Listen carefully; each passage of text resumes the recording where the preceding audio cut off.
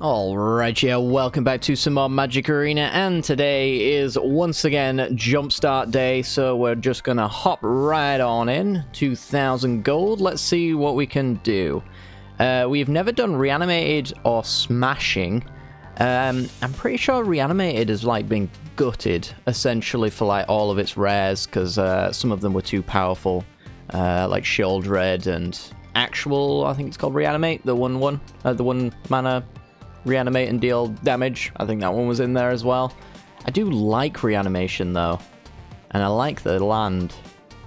I've heard that Smashing is terrible, so I'm gonna pick Reanimated.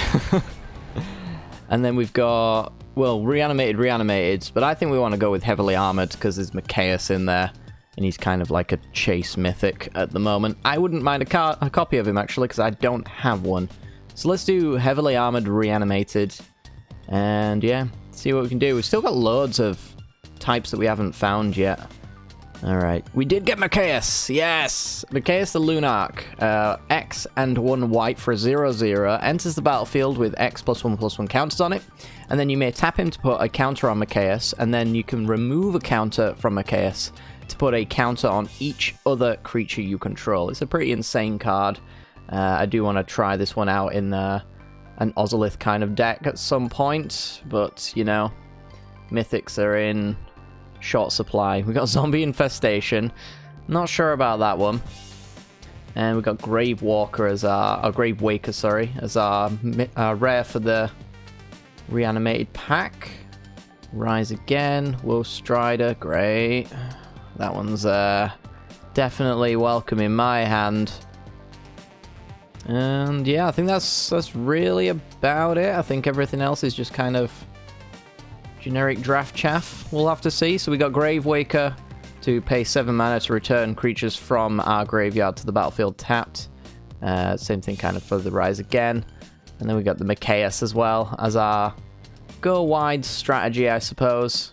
So yeah, I mean, we got the best thing from Heavily Armored. Probably, I don't know about the Reanimation one, but I've got to imagine Grave Waker is the worst thing from the Reanimated pack, as well as Woe Strider, but, you know, is what it is. Alright, let's get to the gameplay. If you do enjoy, make sure to hit that like button and subscribe. Thanks. This video is brought to you by the generous support of our wonderful patrons and channel members that you see here. If you'd like to support the channel and get access to cool content like sneak peeks, bonus videos, polls on future content, or access to a personal deck critique from myself every month, then hit the join button down below, or check out the Patreon link in the description. With all that said, let's get into the gameplay.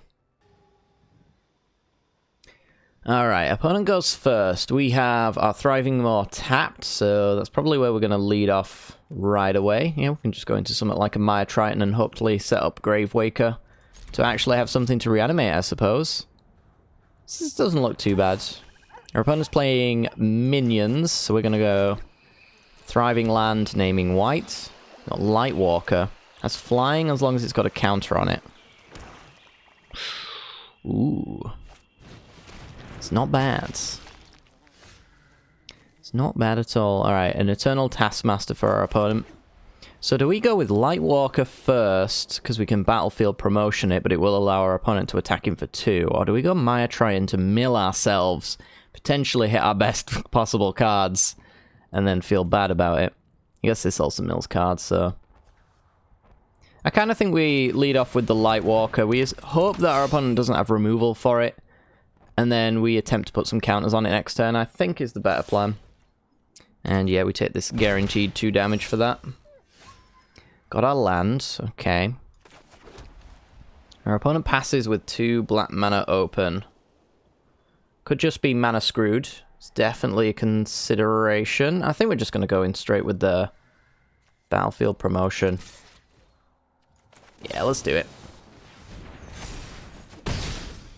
3/2 flyer is not too bad at all. And then, I mean, it looks like we're just going to be going with a Maya Triton or a Funeral Rites here. I don't think we're likely to... Yeah, we're definitely not going to be playing Zombie Infestation. We could wait until we're getting kind of mana screwed for that card to do its thing.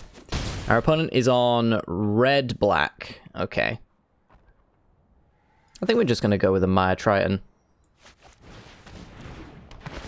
And honestly, I think that's about as good as it can get. We've got something to reanimate.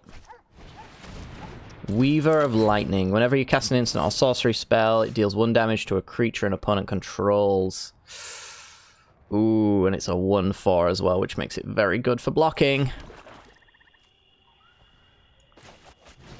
But now it doesn't. Got him. Alright. 4/3 flyer, please. Take him to 10. So another lander, we've got Gravewaker coming down, and Gravewaker can eventually get round to actually reanimating things. Opponent does have the Eliminate, and they can 0.1 damage at Maya Triton. So if they've got another spell here, they can take care of the Maya Triton and potentially the supply runners at the same time. I'm imagining this is from, I think it's actually just called Lightning or something like that. So if they got a Shock, I think would be in their list. Then we lose our entire board, which kind of sucks, but Gravewaker can eventually get it back. As bad as this card looks and feels bad to open in your packs, it's actually not the worst. Yeah, there's Lightning Axe. There goes our board state. And we take 3. Makeshift Battalion. So I think we want to go with the Funeral Rites first. Try and hit a land drop. So that we can play a Gravewaker. And then we can actually go with Makeshift Battalion as well. Trades off with the Taskmaster, which I think I might be okay with. Lightning Phoenix for our opponent. Okay. I think I'd be okay with trading there.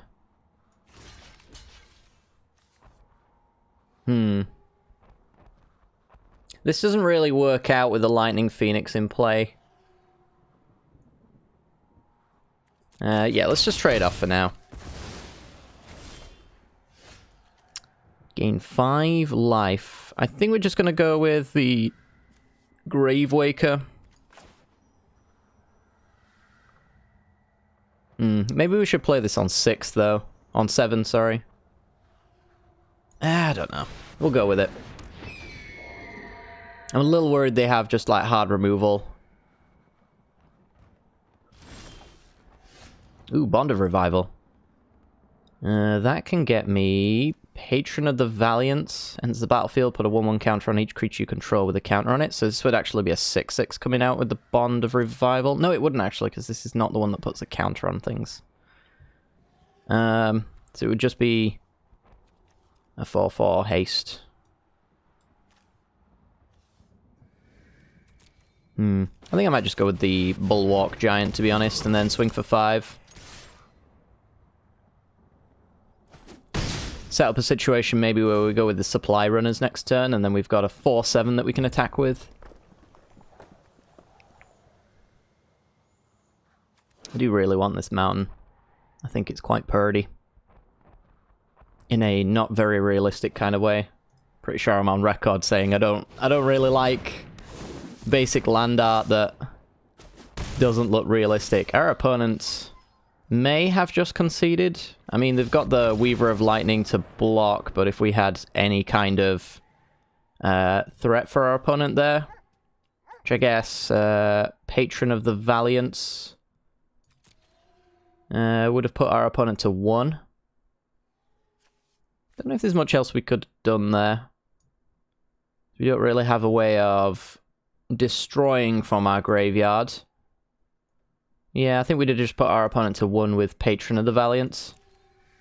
Or even gone with supply runners, actually, because then Patron, later down the line, when we reanimate it with the Gravewaker, we can actually put a counter again on everything else, which makes these guys real big. But yeah, pretty solid first start. Another showing why the red side of Jumpstart is a little bit weaker than everything else, I guess. But yeah, Weaver of Lightning with the Lightning Axe was a solid destruction of my property. But yeah, let's carry on going.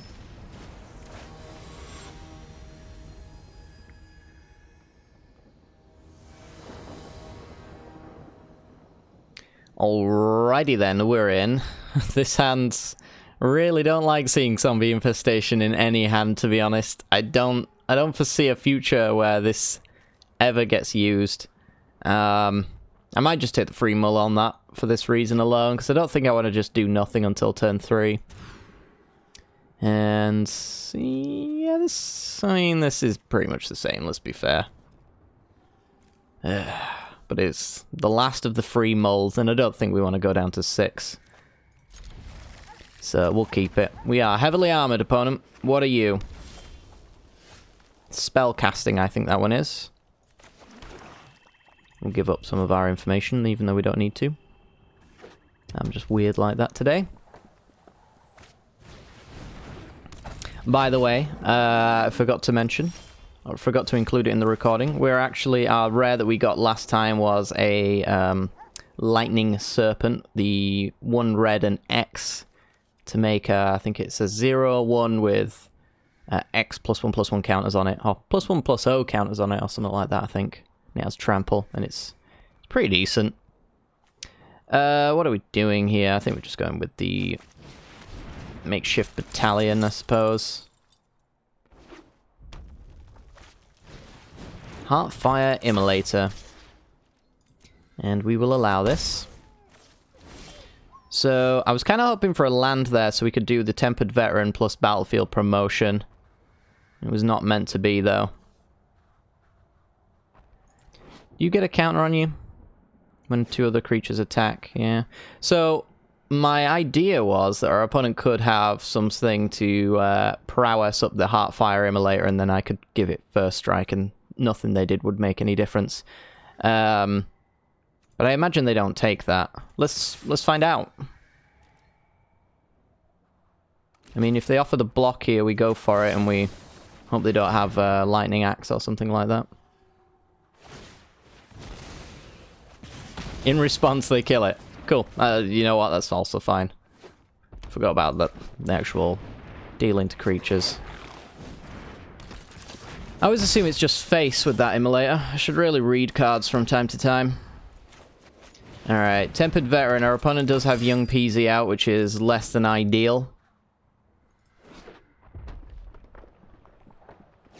And they're actually dragons and lightning. So Lathless will probably win in this game.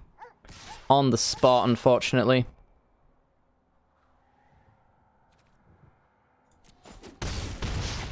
Why are you sorcery speed? Are you that good?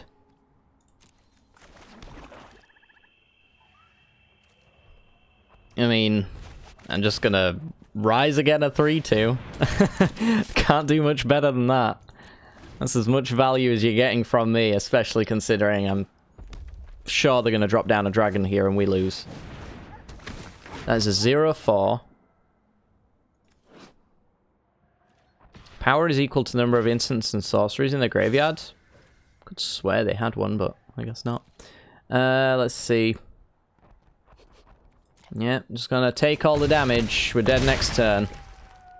We were dead next turn regardless, and yep, that will still not change anything. Yep, Lathless is pretty good, and our hand is not. Next game.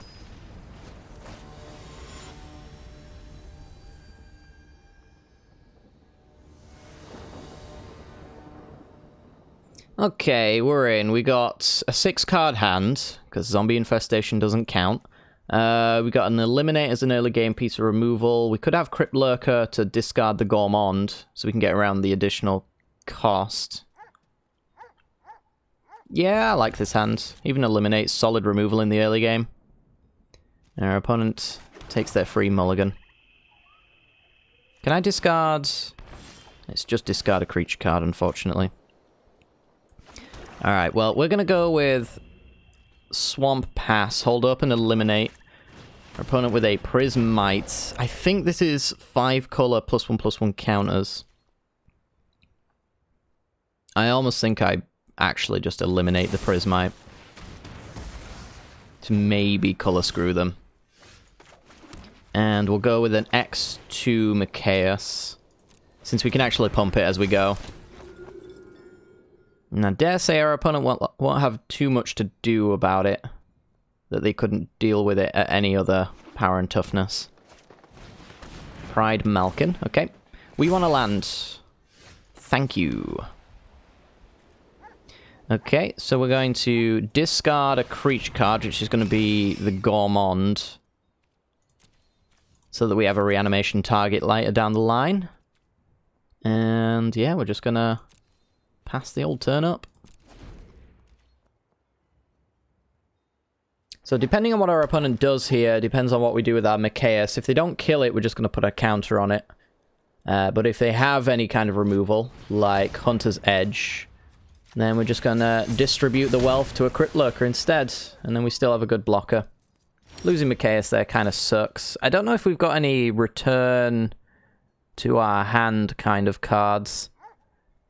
I know we've got lots of mill and we got reanimate literal, like rise again kind of effects. But I don't think we have a return this to your hand kind of card, which kind of sucks.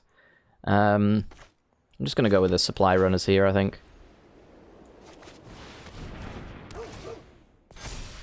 And swing for 5.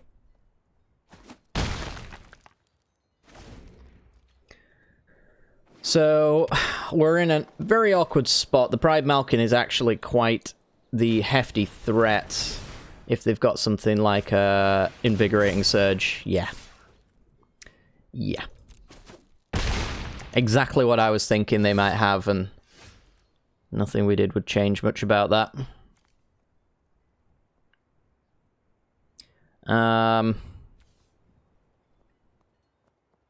5, 6, 7, 8. It's not enough to block the Pride Malkin with a double block. We could go with a Zombie Infestation and maybe set that up for later, but I'm going to have to chump block, which is very bad. So let's just get in for 5. Pass the turn. We're going to hold the land because it might end up just being a zombie. I really need, like, reanimation for Gourmand at this point.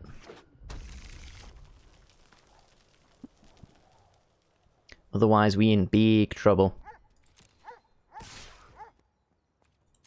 So yeah, I'm just going to chump to not die.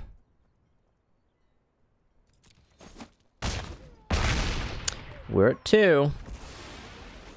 I don't know what we could really draw other than reanimation for Gourmand that gets us out of this. Basri's Acolyte doesn't really get us out of this. Unfortunately. And neither does the zombie we'd be discarding.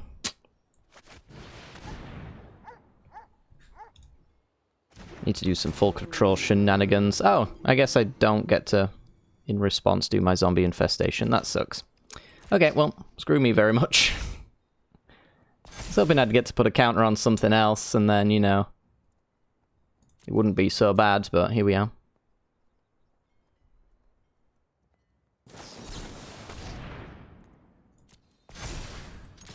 Oh, no. 6, 7, 8, yeah. Our opponent just basically played the one card that could keep the Pride Malkin alive here. And also had another card that would keep the Pride Malkin alive here. And that will immediately just do it. Wowee. Yeah, an absolute nut draw for our opponent. Not much to say about that. I think once you've got like 17,000 counters on a card, Invigorating Surge is the only card you're really digging for, and it's exactly what they got, so yeah. Whatever.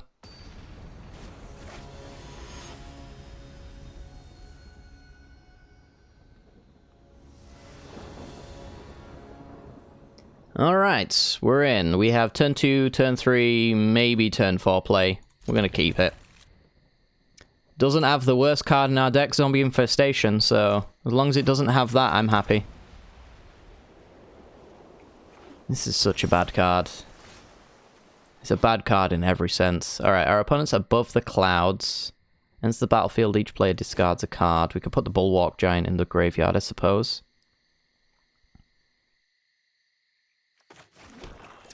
We'll go with the Lightwalker first.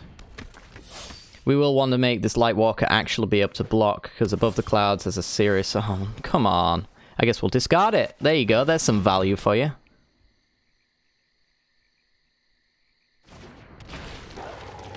So we'll get rid of this dead card that we don't want. I would much rather have our reanimation cards be dead cards than have that in my hand at any time. And we'll hit our opponent for 2. So they got rid of Rookie Mistake. It's a very good combat trick, actually, in this format.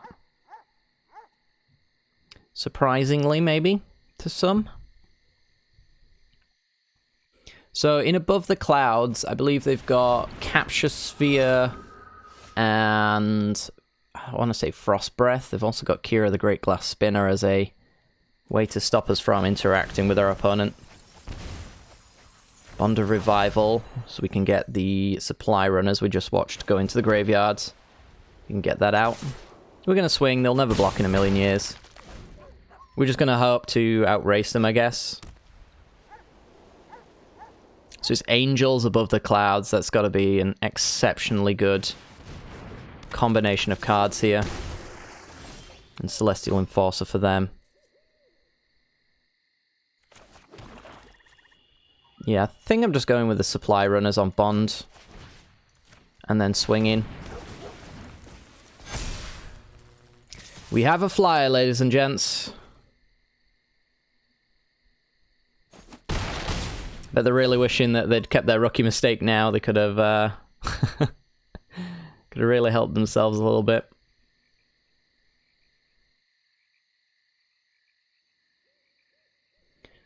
So, what would be the best thing for us? I imagine they're going to drop down a big Angel. Baneslayer, I think, is a possibility that they have in their deck. And that would completely shut us down and win the game on the spot, I think. So, yeah, being able to answer that in some fashion would be nice. I don't know how we could do that, though. Yeah, I don't know how we could do that. The removal in the black deck just seems very bad, to be honest. And Divine Arrow, unfortunately that card doesn't work.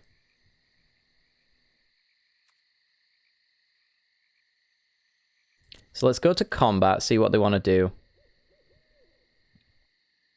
If they want to trade off Kira for Lightwalker, I think I'm okay with that.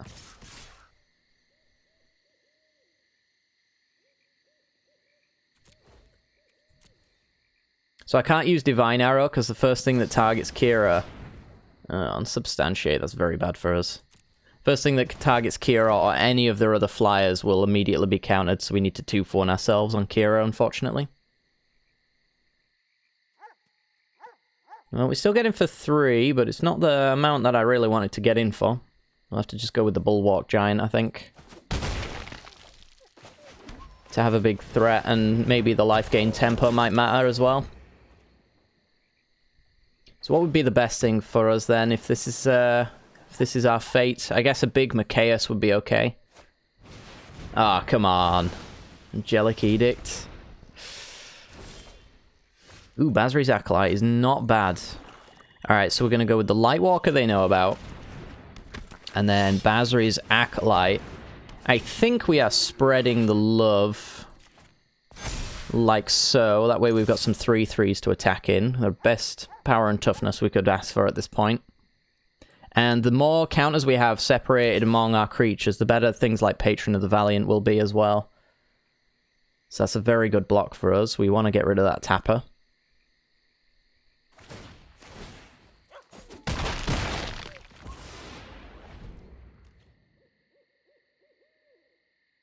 Oh yeah, Kira is countering that. I was wondering what happened there. Kira also works against you. Yeah, I should know. If you've watched the Nicol Bolas Historic Brawl video, I have Kira in it, and I highly recommend checking it out because it's a laugh out loud moment on several occasions. But yes, Angelic Page tried to turn the 2/3 into a 3/4, which would have been very good to block here. I think I would have still made that attack anyway.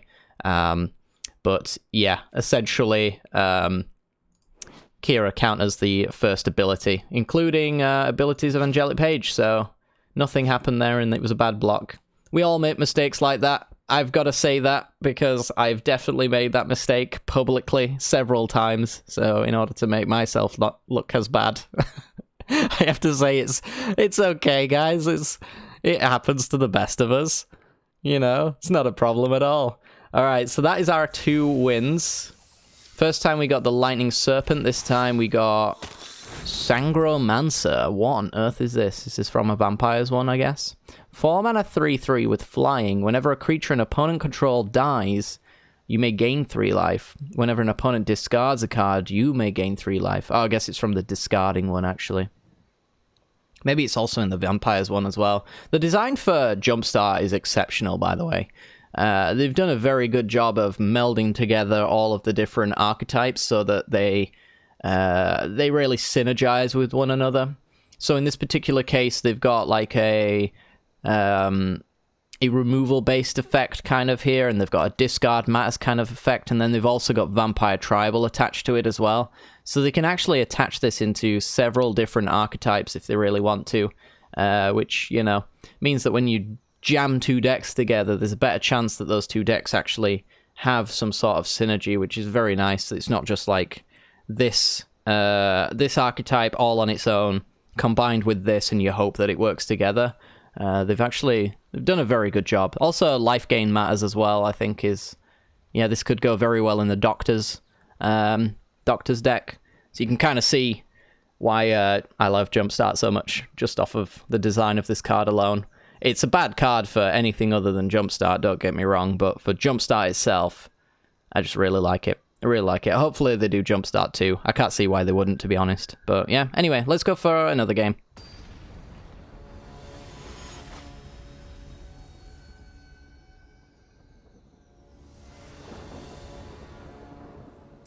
Alright, we're in. We've got one of the worst cards in the world, but we've also got the best card in the world. I don't know what I'm wanting to do with this one. It's basically a 6. So I could take a free mulligan and get a different 7. I think because I've got 5 and 6 drops in my hand and nothing but Mikaeus, and our game plan entirely folds if Mikaeus dies and he's a turn 2 play as well. I think we take the free mull. We just hope that we've got a good play. And I think Maya Triton early on with the Basri's Acolyte, maybe down the line, is not too bad either. We've even got a Thriving Maw that we can lead off with and name White. Okay. I'm not upset with this. Divine Arrow is reasonable removal. So we want to see something go into the yard that's good for reanimation, and we did. We got the Gourmand. Pretty good. So on turn 5, we can bring that out and force our opponent to sacrifice a creature. Could be relevant. Could be largely irrelevant as well. Our opponent is on... Well, they've named black, but we only know that they're on +1/+1 counters. That's actually Reanimation. We've got that in our deck. So it's Reanimate counters, which is actually a similar style to us, weirdly enough. So I don't think I go with Basri's Acolyte here. I think I wait until I've risen again with Gourmand first.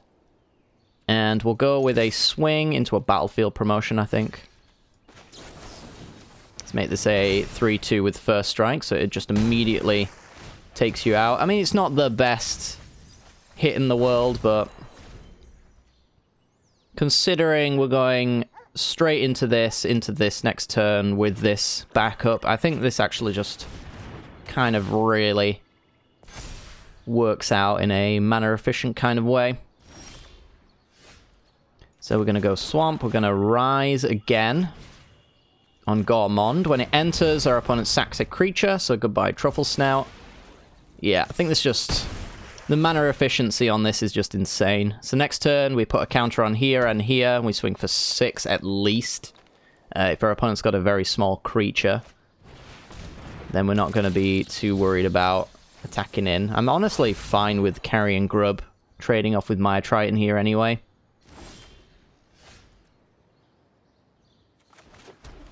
So let's do Basri's Acolyte. Put a counter there and there.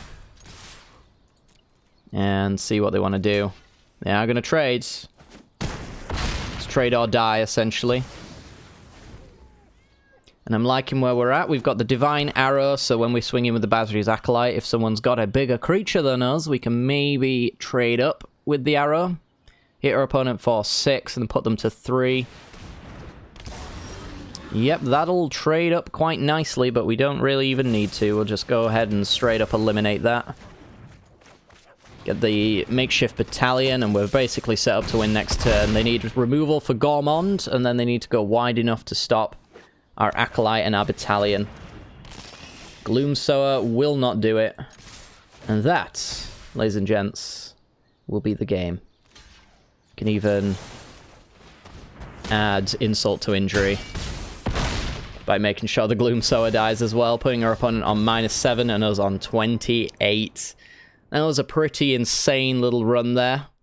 I wouldn't even call what we had there the nut draw. I think it was just so unbelievably efficient that our opponent could not handle what we just did there. But I guess that's pretty much what this deck will want to be doing, is being incredibly efficient.